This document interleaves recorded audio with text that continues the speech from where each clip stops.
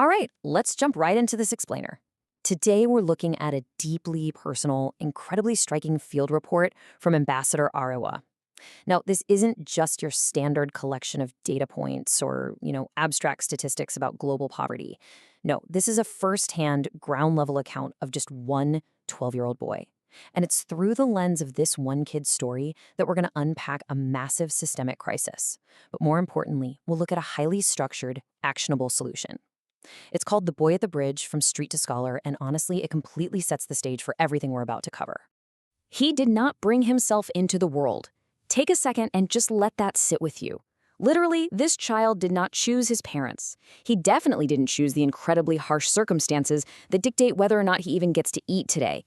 He was simply summoned to be born. And as Ambassador Arawa so powerfully points out, the world he arrived into was completely unready for him. When we talk about street-connected kids, we absolutely have to start from this baseline of total, unearned disadvantage. It really frames everything about how we understand their struggle. Section 1. The Boy at the Bridge, a story from the field. So the ambassador actually first met this 12-year-old boy during a totally standard morning commute where the kid approached him for alms. And look, this is pure necessity, right? It's a survival mechanism. Notice the sheer tragedy of just a single 24-hour cycle in his life here. Step 1 is that morning commute where the initial encounter happens. Then we jump to step 2, the evening return. The ambassador finds the exact same boy, but now he's asleep at the foot of the bridge, completely unsheltered, just bearing the full exhausting weight of the afternoon sun. I mean, zero protection, absolute vulnerability. Then we hit step 3, the next day. The ambassador purposely makes breakfast, just some bread and an egg, and brings it back to the bridge. But after finally tracking the boy down that evening and handing over the food, an older kid from the street immediately walks right up and starts bullying him for it.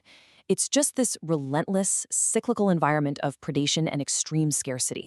Moving on to section 2, a hungry, angry reality, the systemic crisis.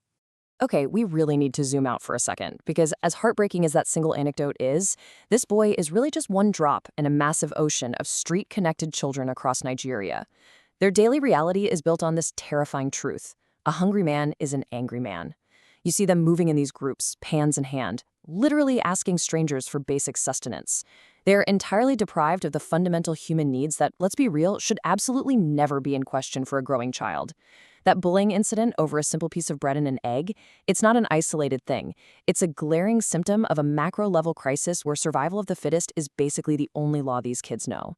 When hunger is your baseline, desperation just becomes your default state.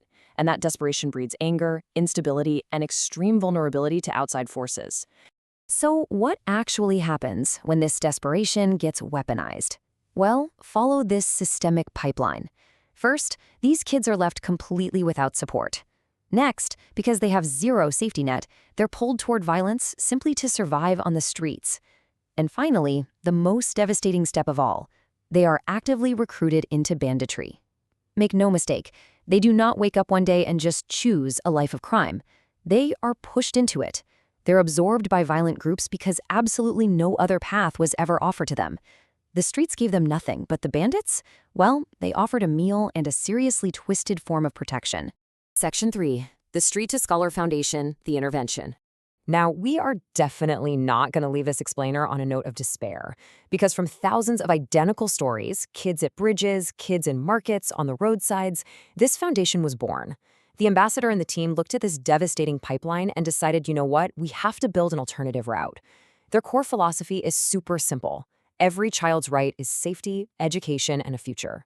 In practice, obviously, it requires immense dedication, but the foundation operates on the absolute truth that every child you pass on the street holds these fundamental rights in equal measure to any child born into total privilege.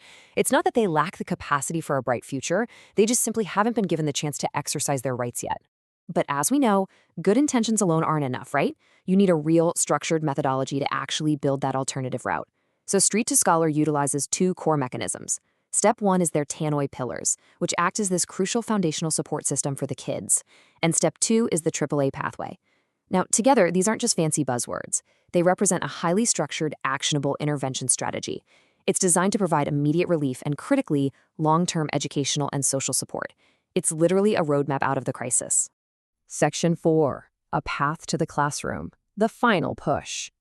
All right, this is where we actually bridge the gap. That methodology we just looked at, its whole aim is to fundamentally disrupt the pipeline of violence by changing both the physical location and the mental horizon of these children. On one hand, we've got the current reality: survival on the street, constant vulnerability, hunger, the brutal heat of the afternoon sun, and that looming risk of banditry. But the objective over on the right is entirely different. It's about replacing all of that with a pipeline of opportunity, a literal seat in the classroom, and everything beyond that. Moving a child away from pure street survival and into education gives them a real, tangible chance at life. And frankly, that is exactly where you come in. The foundation has laid out the track, but they really need the engine power to move these kids across it. So here's exactly how you can help. You can donate, which provides the direct resources they need to feed, clothe, and educate. You can volunteer, giving your time and expertise to actually mentor and support these kids. Or you can partner with us, bringing organizational weight to help scale these interventions. This is a direct appeal to you, the viewer, to get involved and help reach the thousands of kids out there who are just like the boy at the bridge. Every child has a right to a future. Will you be the one to give them a chance? The boy at the bridge didn't get to choose his start in life, but with the right intervention, we can absolutely help choose his destination. Thank you so much for joining us for this explainer. Really think about that question, find a way to get involved, and we will catch you next time.